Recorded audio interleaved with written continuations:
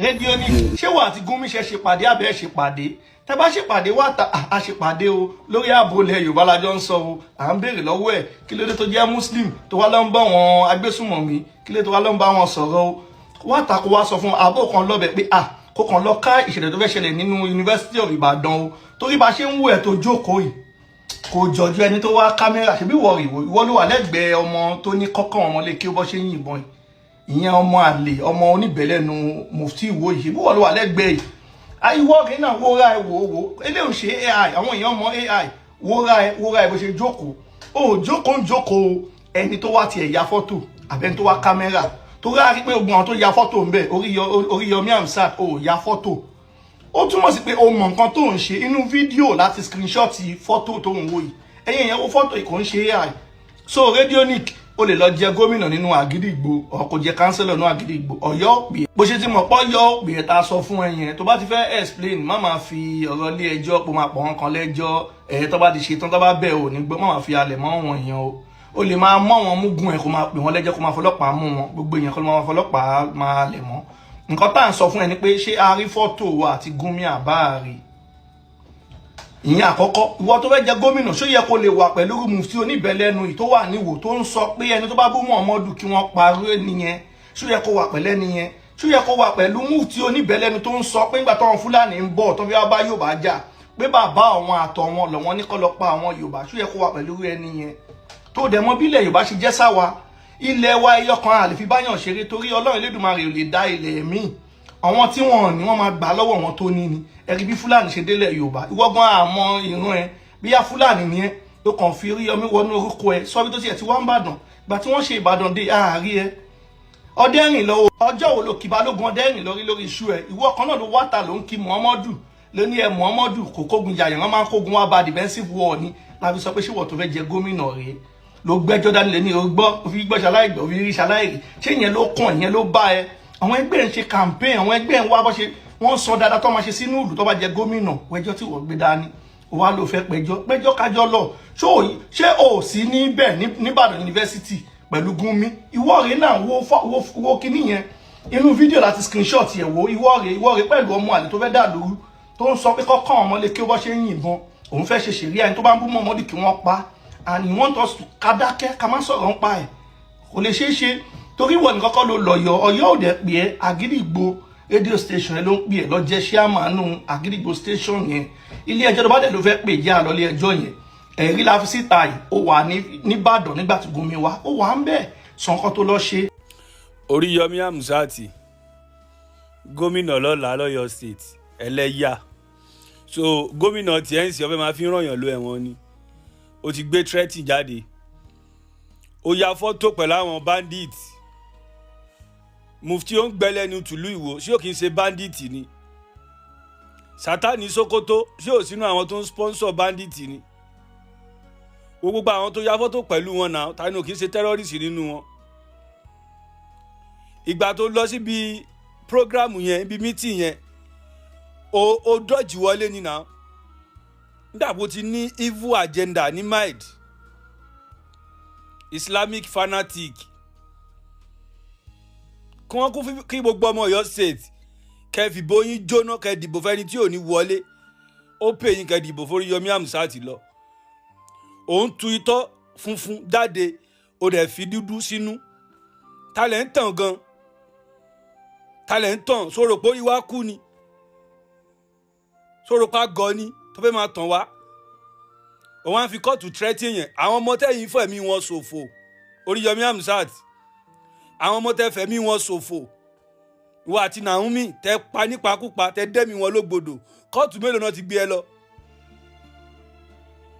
kóòtù mélòó ló ti lọ ó wá jáde ọmọ lẹ́nu ọ̀rọ̀ ayé mọ́ gbà ọ́ ẹ̀yin náà ti ríra yín bákan ẹ ti tàn àwọn èèyàn jẹ ẹ ti parọ́ fáwọn èèyàn ẹ ti fi kọ́rọ̀ jọ ìwọ náà ti ríra àparò ẹ ti ga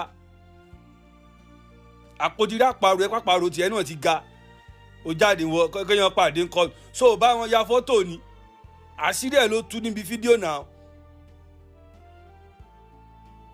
gbogbo èèmù yín tẹ ní sílẹ̀ Yorùbá Ọlọ́run ọba Elédùmarè máa pa gbogbo yín rẹ́ ni lọ́yọ̀ kọ̀ọ̀kan ẹ̀yin olórí burúkú èèyàn ẹ̀yin ọ̀bàyéjẹ́ ẹ̀yin apààyàn wọ́n fẹ́ sóyàn sí kóòtù àwọn ọmọ tẹ́mi wọn ló gbọdọ̀ gbogbo òdílé tẹ́ yìí bá àánú jẹ́ gbogbo òdílé tẹ́ bá jẹ́ torí pé ẹ̀ níṣẹ́ ẹ fẹ́ mọ̀ ṣe sáré tí ó sì gbogbo àwọn ọmọ tó kú sí yín lọ́wọ́ kóòtù mélòó lẹ ti lọ Oriyomi Hamzat ìwọ jáde òun tẹ́tí ẹnìkan pé wọ́n fẹ́ sóyàn sí kóòtù bàbá wa Bọ́lá Ahmed Tinubu tó jẹ́ the president of Nigeria èèyàn mélòó ló ti rán lọ sẹ́wọ̀n èèyàn mélòó ló ti rán lọ sẹ́wọ̀n o ti dépò gómìnà nìyẹn o ti fi ẹ̀wọ̀n tírẹ́tì èèyàn ẹ̀yàn ọmọ Ọ̀yọ́ state sẹ́yìn tẹ́ máa dìbò fún lélẹ́yìí ṣé lẹ́yìn lẹ́fẹ́ dìbò fún àwọn èèyàn játijàti láwùjọ wa o ò mọ̀rọ̀ sọ o ò ní làákàyè o ò mọ̀rọ̀ gbé kalẹ̀ o ò níwà I don't know báwo ló ṣe escape máa èèyàn gan lọ́wọ́ gan tó fi tún àwọn èèyàn débi pé orówó gbà lọ́wọ́ àwọn èèyàn o ò ní mánà o mọ̀ bọ́yìn báyàn sọ̀rọ̀ wàá jáde wàá máa sọ̀rọ̀ àlùfànṣá lẹ́nu tí wọ́n yìí náà fẹ́ dìbò fún ìwọ yìí náà máa dìbò fún àwọn ọmọ Ọ̀yọ́ state ẹja mọ ohun tá à ń ṣe eléyìí ń ṣe pé èèyàn ń bá èèyàn kan jẹ́ àbí nǹkan kan a nídìí láti lo sẹ́ǹsì wa àní kí ni Oriyomi Hamzat ti mọ̀ nípa òṣèlú from radio station for àwọn gidi gbọ́kọ̀ fẹ́ jọ́ǹpù sínú òṣèlú tí wọ́n ń sòṣèlú nìyẹn àwọn sọ pé Nàìjíríà ọ̀wọ́ kòkó gbàtẹ́ ń dìbò fáwọn akúrí ẹ̀ ń dìbò fáwọn òmùgọ̀ àwọn tí ò mú ẹni tí nípa politics ẹ̀ ń tẹ̀ka fún wọn sífẹ̀ irúfẹ́ wèrè wo nìyẹn ẹ jí ká lo ọpọlọ náà àtẹni tó kàwé àtẹni tí ó kàwé gbogbo wa àtẹwà nírò orí kankan òṣèlú ti dé ẹ̀kan wa dìbò fún yàn ẹni à o kí ni experience tó Oriyomi ní nípa òṣèlú kí ló mọ̀ nípa òṣèlú a máa ń nífẹ̀ẹ́ èèyàn kéèyàn bọ́jọ́ wájú èèyàn jẹ́ ni ọjọ́ wájú wa là ń bàjẹ́ náà gbàdá fi ń dìbò fún Oriyomi Hamzat kí ló mọ̀ nípa politics ṣé o rò pé wọ́n jí sáàrì ni àbí wọ́n pariwo mọ́yàn lọ́fíìsì ibi wọlé léyìí kí ló ń ṣe pẹ̀lú mufti ó ń gbẹ lẹ́nu kí ló ń ṣe pẹ̀lú Sátánì Sókótó kí ló ń ṣe pẹ̀lú àwọn bandit wàá ní wo sóyàn lọ kóòtù Tinubu Ṣèyí Mákindé tó jẹ́ gómìnà wa lọ́yọ̀ state ń sìn gangan sáwọn èèyàn búlì ẹ̀ ni èèyàn mẹ́rin ló ti rẹ lọ sí prison so tó bá ti wọlé gómìnà ń sìn gbogbo àwọn ọmọ Ọ̀yọ́ state wàá rán wọn lọ sẹ́wọ̀n ni ó ti ya wèrè ti wà lórí ẹ̀ Oriyomi Hamzat nǹkan tí ń ṣe ọpọlọ ẹ̀ ẹ̀sìn tẹ́ ń ṣe yẹn ti yà yín wèrè ó gbádùn. láti bí ìgbà pípẹ́ sẹ́yìn mo notice pé tí mo bá ń sọ àwọn ọ̀rọ̀ kan tó tako aspiration Radionic ṣe ni àwọn èèyàn máa bú mi wọ́n lérò pé bóyá mo ní personal hatred against Radionic ni ṣùgbọ́n wọn ò mọ̀ wípé títa wọn gangan ni mò ń ṣe tí gbogbo ará ìpínlẹ̀ Ọ̀yọ́ ni mò ń ṣe màá dẹ̀ fún ní reason ẹ̀ lémi ǹjẹ́ ìmọ̀ wípé Radionic is an apologist n tí wọ́n ń pè ní apologist lédè Gẹ̀ẹ́sì ni ẹni tó wà sympathetic to a particular cause ẹni tó jẹ́ wípé kèésùn gangan ní ṣe aburú yẹn o ṣùgbọ́n ó wà sympathetic sí àwọn aláburú yẹn débi wípé àwọn tí ń ṣe aburú yẹn tí àwọn èèyàn bá ń kẹ́nu bọ̀ wọn tàbí pé bóyá ọwọ́ pálábá wọn ṣégi tí àwọn èèyàn wá mú wọn inú rẹ̀ ò ní dùn wípé ọwọ́ bá wọn sẹ́yìn mọ̀ pé àwọn Yorùbá pé agbépolájà ò jalè bí ẹni tó gbà á lè lọ́wọ́ ẹ̀gbẹ́ pamọ́. Anybody that believes so much in propaganda, lies, fallacies, blackmailing, you may not have your way. The instruments for such atrocities may find their way behind the bar, while the real game players will be on the field to play the game, and while the real men will contest and the winner will be announced. ẹ̀yin èèyàn mi yẹn wò ó lẹ́yìn ìgbà tí Funny Thinker jáde ẹ ṣáà mọ̀ bí Funny Thinker ṣe máa ń sọ̀rọ̀ tó máa ń sọ̀rọ̀ lówe tó máa ń sọ̀rọ̀ tó máa ń pàṣàmọ̀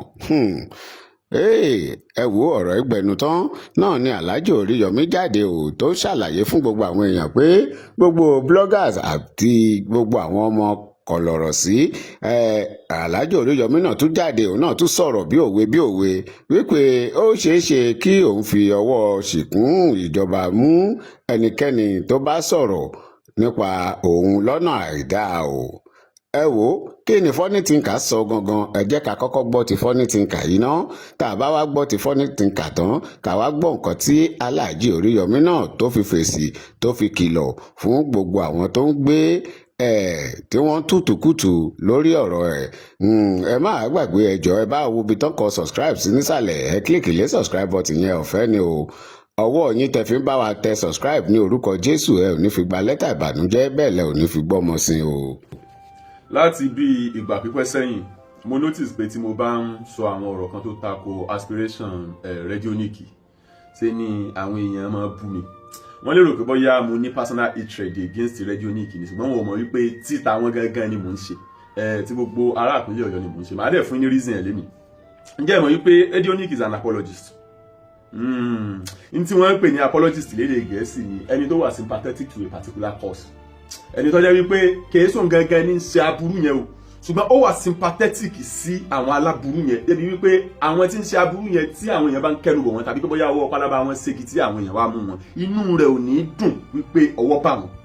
Ṣé mọ̀ pé àwọn Yorùbá pé agbépo lájà ò jalè bí ẹni tó gbà á lẹ̀ lọ́wọ́ ẹ̀gbẹ́ pamọ́.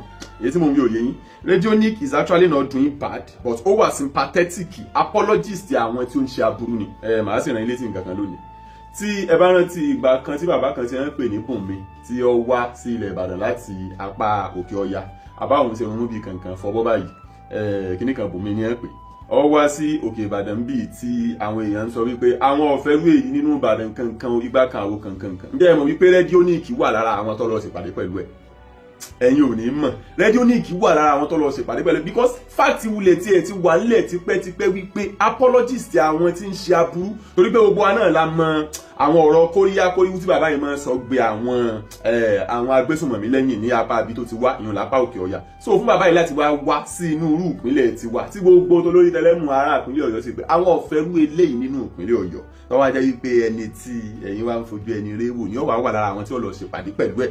Radionic wà lára àwọn tó lọ ṣèpàdé pẹ̀lú ẹ̀ náà. Ó kàn jẹ́ wípé ní ọjọ́ àdéhùn ìpàdé àtìlẹ̀kùn mọ́rí ṣe ni àwọn ò jẹ́ kí àwọn èèyàn láǹfààní àti ya fọ́nrán ní tààrà, so but nínú gbogbo ẹ̀ náà a tún láǹfààní àti rí àwọn fọ́nrán kan gbà. So ṣẹ́mọ̀ tẹ́mi bá wá ń sọ̀rọ̀ torí pé mi ì fẹ́ sọ̀rọ̀ yìí, mi ì fẹ́ sọ, ṣùgbọ́n nígbà tí mo rí wípé ìrànlọ́wọ́ tí mò ń ṣe fún gbogbo ẹ̀yin ará ìpínlẹ̀ Ọ̀yọ́ láti rí dájú wípé ẹ fi apologist agbésùnmọ̀mí ẹ fi ṣe olórí yín, mo ti wá rí wípé ẹbí alábàáhùn ti fẹ́ mọ̀ ẹ̀dẹ̀bí àná ẹ̀, èmi ni àwọn èèyàn kàn ń mọ bú lọ́pọ̀ gbà wọ́n rò pé bóyá mo ní nǹkan kan against ẹ̀ ni. No, but because I know him too well, àwa mọ̀ dáadáa àti àwọn ìgbésẹ̀ kan tó ń gbé lábẹ́nú nípa àwọn ọ̀rọ̀ tó ní í ṣe pẹ̀lú jíjẹ́ olùfi ojú àánú wo àwọn olubi ẹ̀dá, àwọn olubi ẹ̀dá tí wọ́n máa ń fi ẹ̀mí àwọn èèyàn ṣòfò káàkiri àwọn apá ibìkan lókè Ọ̀yà. So he's an apologist to them, that is just the fact.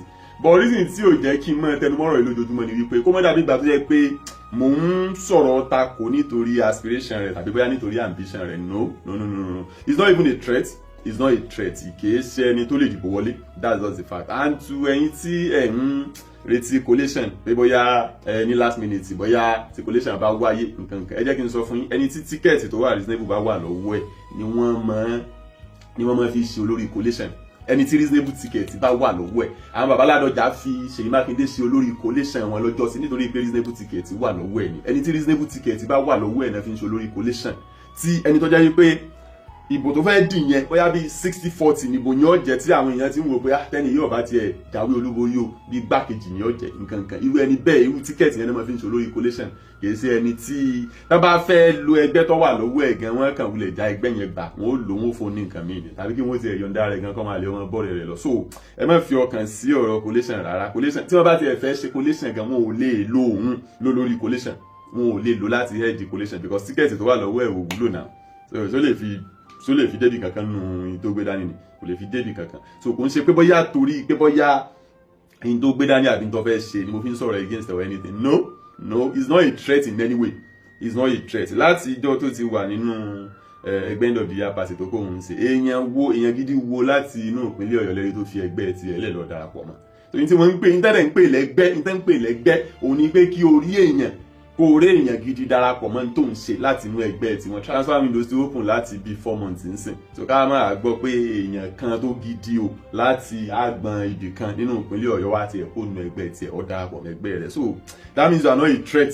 So I'm not saying this means sọ ilé yìí láti tako for his ambition or anything, no. But mo kàn fẹ́ jẹ́ kí ẹ mọ̀ èyí tí jòótọ́ ọ̀rọ̀ apologist ni irúfẹ́ àwọn èèyàn tí máa fi ojú àánú wo àwọn olubi ẹ̀dá. Òun ni ọmú rédíò ṣùgbọ́n kò fẹ́ fi hàn báyìí, kò fẹ́ fi irú èèyàn tó jẹ́ kò fẹ́ fi hàn báyìí torí pé ọmọ wípé ó lè fẹ́ dàbí nǹkan tí ọ̀pọ̀ àwọn tí wọ́n tiẹ̀ jẹ́ àwọn tí wọ́n nífẹ̀ẹ́ òun tí inú wọn ò ní dùn sí. So reason nìyẹn tí ó fi ń gbìyànjú àti fira rẹ̀ pamọ́, because tí ó bá rí bẹ́ẹ̀ ni kí ni reason tí ó fi ní láti wà níbì kan tí o sì ní kó kámẹ́rà dání bó ṣe máa ń ṣe tẹ́lẹ̀.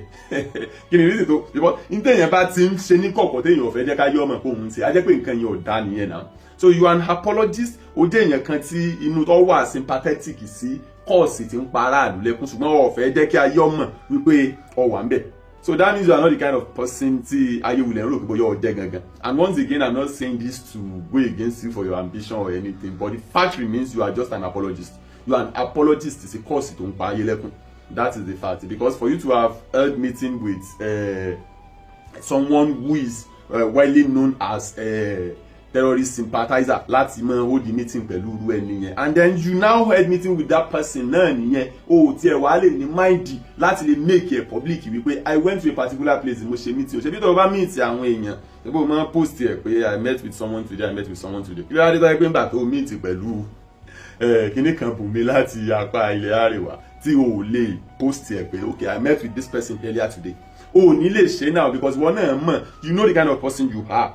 Oh man, and I'm not saying this to go against you for your ambition, because lele, you are not going anywhere. You are not going anywhere. Lórí ọ̀rọ̀ ambition because you are not a threat. You are not a threat to anybody in your state. Nínú ọ̀rọ̀ tí ń bẹ nílẹ̀ yìí. You are not a threat to anybody. So I'm not saying this because pé torí pé wọ́n ti mọ̀ yìí pé ó ti ní àwọn lára ni torí ẹ̀ ni wọ́n ṣe ń ran sí ẹnìkan kan wọ́n rán mi sí ẹ̀. O sẹ́ni tó rán mi sí ẹ tí ń bá dẹ̀ parọ́ kí n má jèrè ayé kò sẹ́ni tó rán mi sí ẹ. That is what the fact remains. You are an apologist.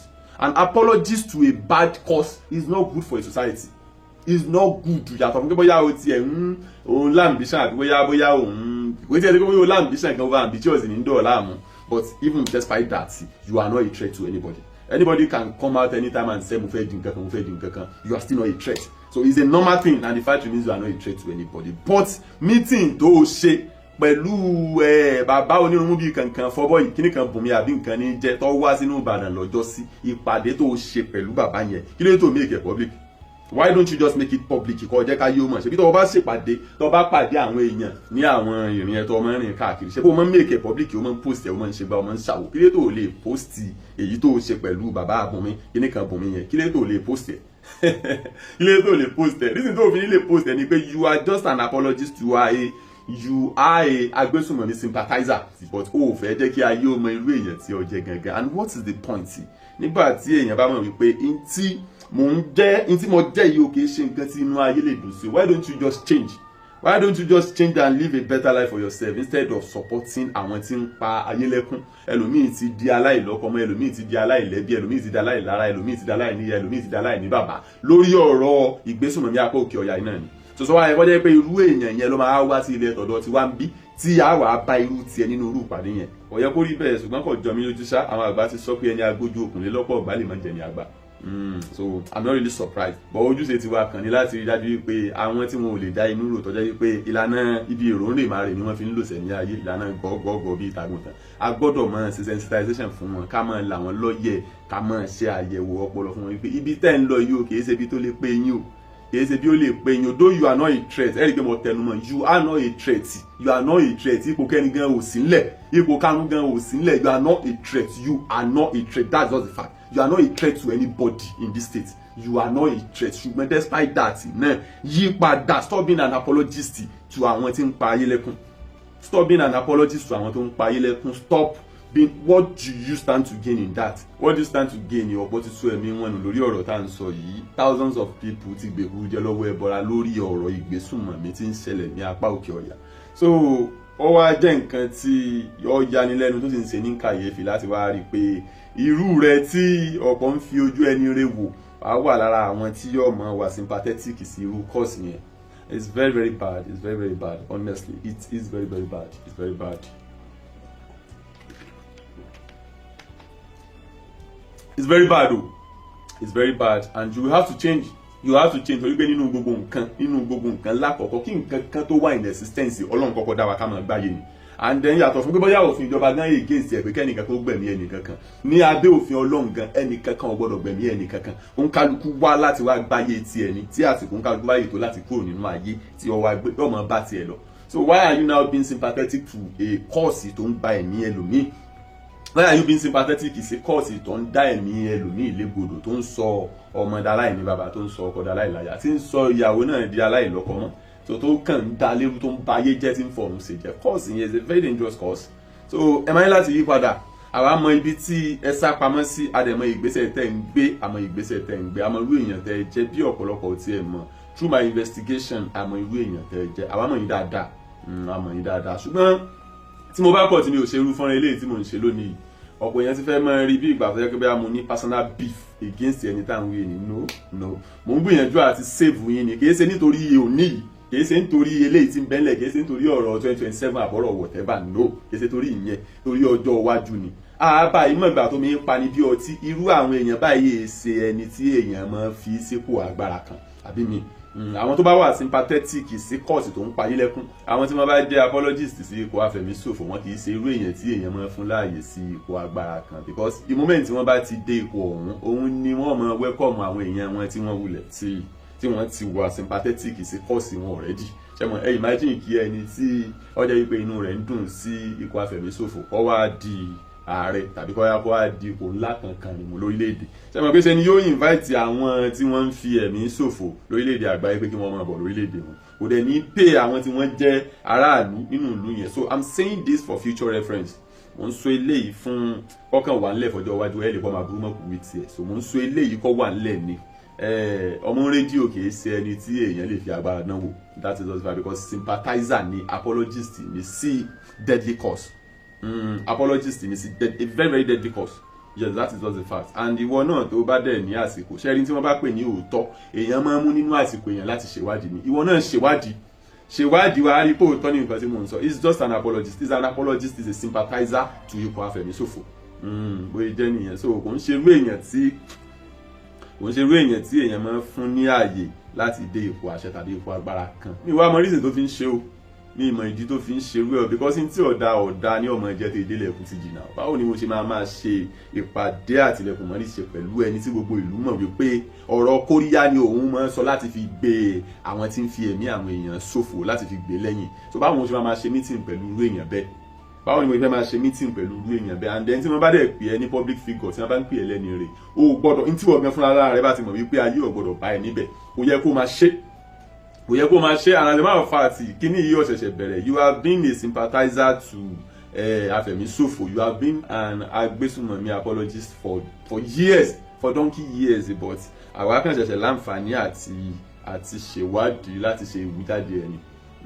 But anyways, it will be much more advisable for you to change for your own good, because whatever the case may be, ayé ò ní torí yín parẹ́. Ọlọ́run ò dá ayé nítorí yín, ó dá ayé kí ọmọ èèyàn lè gbáyé ni. Kò dẹ̀ nítorí àwọn tí wọ́n jẹ́ ipò àfẹ̀míṣòfò tàbí ẹ̀yin tẹ́ ẹ jẹ́ sympathizer wọn kó wá pa ayé rẹ̀. No, so ẹ lọ yí padà, ẹ change, ẹ ní láti change o, torí òní kọ́, torí ọ̀la ni o. And then fún ẹ̀yin tí ẹ ń tẹ̀lé wọn náà, tí ẹ nírò yìí tó jẹ́ pé gbogbo nǹkan ti yín, ibi èrò ń rìn máa rìn ní ìròrí tí yín kọ̀ọ̀tayọ̀ tí wọ́n bá sọ sí yín lẹ́nu pé kẹ́ ẹ sọ jáde. Ṣé bí kọ́ mọ́ bá àdìjà lọ́lọ́run ṣe dá lára káyọ̀ fún kálukú? I'm not even talking about ọ̀rọ̀ yín tó wà lẹ́nu ìpínlẹ̀ Ọ̀yọ́ lọ́dún 2027 for now. I'm not talking about that, but I'm talking about humanity. Mo ń sọ̀rọ̀ nípa ìjọmọnìyàn, mo ń sọ̀rọ̀ nípa ìjẹnire, mo ń sọ̀rọ̀ nípa ìmọrírì ẹ̀mí ọmọlàkejì. Téèyàn bá mọ rírì ẹ̀mí ọmọlàkejì, kò ní mọ wà sympathetic sí kọ́ọ̀sì tó ń fi ẹ̀mí ṣòfò, kò ní mọ ṣe ìpàdé pẹ̀lú ẹni tí gbogbo ayé mọ̀ gẹ́gẹ́ bí ẹni tí mọ̀ ṣe àtìlẹ́yìn fún àwọn ikọ̀ agbésùnmọ̀mí. Is that even good? Ṣé yẹn dáa nílànà tìjọmọlúwàbí gan? Ṣó dáa? So wọ́n sọ eléyìí kí ẹ mú dání, so àyè lè mọ̀ pé ọmọ abúrúmọ̀kù náà sọ tiẹ̀ lọ́jọ́ kan. And this is coming from a place of fact, not hatred. I do not even have time to hate anybody. The stage is mo wà yìí, òótọ́ ọ̀bẹ lẹ́gbọ́n yẹn. So it's coming from a place of fact. Tó bá wù yín ẹ gbọ́, ìyẹn ẹ̀yin tẹ́ ń tẹ̀lé kí ni ó bá wù yín ẹ gbọ́, bó sì wù yín ẹ má gbọ́. Ṣùgbọ́n èyí tẹ́mi mọ̀ ń bẹ̀ ni wípé kò lè padà pay gbogbo yín, because ẹ rí àwọn tí wọ́n jẹ́ ipò àfẹ̀míṣòfò àti àwọn tí wọ́n jẹ́ sympathizer àwọn, they are heartless people, very very heartless. Wọ́n wà heartless gan. Wọ́n kì í ṣe èèyàn tó fẹ́ràn àlàáfíà, wọ́n kì í ṣe ẹ̀dá tó nífẹ̀ẹ́ àlàáfíà, wọ́n kì í ṣe ẹ̀dá tó nífẹ̀ẹ́ ìgbáyéndẹ̀rùn ìgbáyéndẹ̀ra.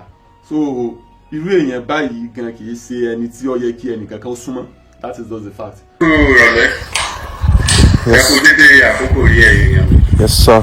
Jákèjádò àgbáyé. Oriyomi Hamzat orúkọ mi. Ìkan nínú ọmọ yìí nípínlẹ̀ Ọ̀yọ́ tí ẹ ti mọ̀ gẹ́gẹ́ bí ẹni mo wó ṣáájú àkókò yìí. Bẹ́ẹ̀ni o. Ẹ ti mọ̀ akóṣèlú tó dé. Bẹ́ẹ̀ni.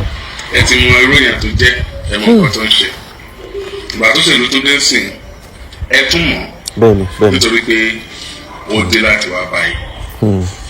Mo rántí pé jíjáde wá báyìí báyìí gbẹ̀yìn. Ó ní ọjọ́ tí mo sọ̀rọ̀ nípa káàdì ìdìbò, yes, PVC. Mo dẹ̀ dúpẹ́ lọ́wọ́ yín pé níṣe ni ibùdó àwọn elétò ìdìbò láwọn ìjọba ìbílẹ̀ ló kún níjọ́ kejì. kódà sí ní ìjọba ìpínlẹ̀ nípínlẹ̀ Ọ̀yọ́ ló kún fọ́fọ́. Bẹ́ẹ̀ni. Nígbà tí mo sọ̀rọ̀ nípa káàdì ìdìbò lára àwọn nǹkan tí mo fi dá yín lójú lọ́jọ́ ẹ̀ ni pé ọ̀pọ̀lọpọ̀ tó ń dúró de pé a fẹ́ kó dá wa lójú kó Oriyomi fẹ́ díje lóòótọ́ ká tó gba káàdì ìdìbò. Mo ní ẹ jáde ẹ lọ gba káàdì ìdìbò. Oriyomi á jáde nítòótọ́ ní agbára Ọlọ́run ló ní ẹ̀mí olóbẹ̀ ní gbogbo nǹkan. Bẹ́ẹ̀ni. Ó máa jáde láti dìbò. Ṣùgbọ́n lẹ́yìn nǹkan tí mo wá fún òun náà ni ìkìlọ̀ ìgbẹ̀yìn fáwọn kọlọ̀rọ̀ sí. Last warning. Ìkìlọ̀ ìgbẹ̀yìn fáwọn kọlọ̀rọ̀ sí. Ṣé rí òṣèlú lóòótọ́ wọ́n ní dirty game ni. I don't want to disagree totally, but I want to tell you emphatically that it is not business as usual. Ó ti yàtọ̀ báyìí. Anybody that believes so much in propaganda, lies, fallacies, blackmailing, you may not have your way. The instruments for such atrocities may find their way behind the bar, while the real game players will be on the field to play the game, and while the real men will contest and the winner will be announced. And when the winner is announced at the end of the day, you may still be at the back of the bar, while the person you are trying to fight for won't be able to help or assist you out of the predicament you put yourself. My dear brothers and sisters, the bloggers, Facebook users, TikTok users, the ex-handlers, I want to appeal to us, please. This is coming from the bottom of my heart. I hate taking people up legally, and I don't want to be forced to do that. I am known for what I am for. I've been on the field of broadcasting for years. I've used my profession to save masses. I've used my profession to assist civil servants. I have used my profession to save the vulnerable people in our society. I've used my profession to fight so many battles that I might just look aside. But I took it upon myself and I fought those battles. Not because of political reasons. I never thought of coming into this political stormy water when all those fights came into me. And I decided not to pick my fight because I believe fighting for the vulnerable is serving your Creator. The God that gives you that power wants you to serve Him. And once you are fighting for the less privileged, the vulnerable in society, I believe so much that you are serving that God. I don't want to believe that everybody will love me. I'm not that stupid. I am not that stupid. But I want to convince you that I will have my people while I will have the people against me. My dear brothers and sisters, if you look at the topic of this particular talk, get your evidence ready. You cannot blackmail me religiously. I am a Muslim by religion. That's the religion I choose. Of nobody can change me from being a Muslim, and you can never crucify me for choosing my religion. Religion is a personal thing. And I can never crucify anybody or fight anybody that chooses his or her own religion. My dear brothers and sisters, I've seen a lot. I've heard a lot. I choose silence. I was waiting for those people that deserve my response. But I took up this particular one because the message is not for those people that have chosen the job of blackmailing me as a priority, but it's for those that will come on here, that will call my phone, that will knock the door of my office and say, Oriyomi, leave them, release them, look aside, withdraw the case. Please, talk to them now before the time comes. If I choose not to answer you that time, do not call me names. That strength you want to use to appeal to me, I want you to use those strengths now to appeal to them, to get their evidences ready. The evidence of where I had a meeting with Gumi, get it ready. The evidences of where you see me romancing with those people that are destroying our society in the name of religion, get it ready. The evidences of where you see Oriyomi Hamzat, and you can prove it beyond reasonable doubt that he is a fanatic, please get it ready. The evidences of where I fought Christians, the evidences of where I fought the traditional believers, please get those evidences ready. I am not going to take it easy, and I'm not going to look aside on this. Take me up for what I have done. I hate people lie. And you are saying it as if you are saying the truth. Get your evidences ready. I'm not arguing with you. I am talking to the people, the people that has the power, the strength, that has the control of the law, that they can call Oriyomi Hamzat. Look, Oriyomi, you have to drop this. Talk to them now before I start my own. Because if you are talking to me, you are using another name to replace my name. That person that is telling you that you are saved from the cyber bully by doing that is not telling you the truth. For the fact that people can relate what you are saying to me, you have already robbed yourself. I am telling you the truth. I want this to be I want you to put an end to this rubbish now.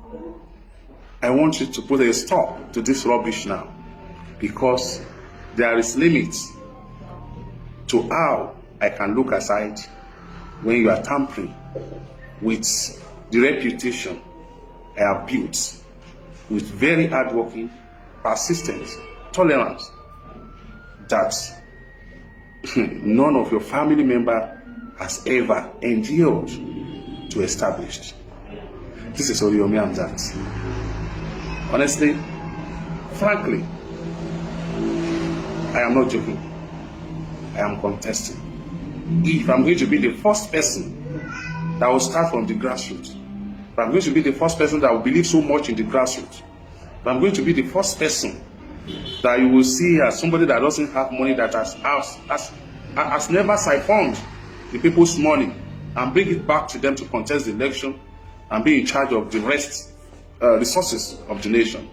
If I'm going to be the first person, I am ready to. Whatever it takes, I want to serve my people, and you can never prevent me from doing the needful. This is Oriyomi Hamzat.